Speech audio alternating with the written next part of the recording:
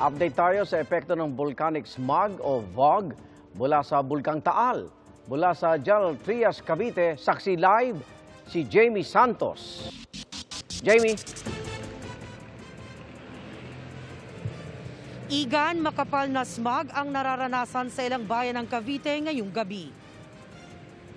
Kitang-kita ang makapal na volcanic smog na bumabalot ngayon sa lalawigan ng Cavite. Ayon sa PHIVOLCS DOST, kasalukuyang naitala ngayong araw ang 6 na volcanic earthquake sa Bulkang Taal at patuloy rin ang pagbuga nito ng sulfur dioxide flux na aabot sa 4,322 na tonelada.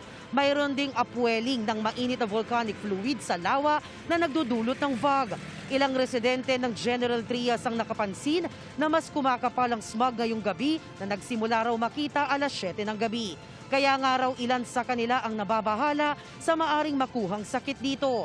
Ang PDRRMO ng Cavite ay pinaalalahanan na magsuot ng face mask at kung maari ay wag na munang lalabas kung hindi kinakailangan bunsod ng volcanic smog na maaring makaapekto sa lalamunan at magpahirap sa ating paghinga. Manatiling ligtas ang lahat.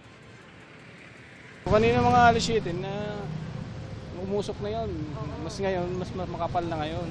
Sabi ko po kanina sa asawa ko, pag-face mask po yung mga anak namin. Kanina po medyo parang hindi siya ganito kakapal. At live mula rito sa General Trias, Cavite para sa GMA Integrated News, Jamie Santos ang inyong saksi.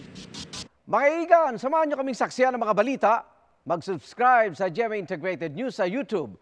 Para sa mga kapuso abroad, samahan nyo kami sa GMA Pinoy TV at sa www.gmanews.tv.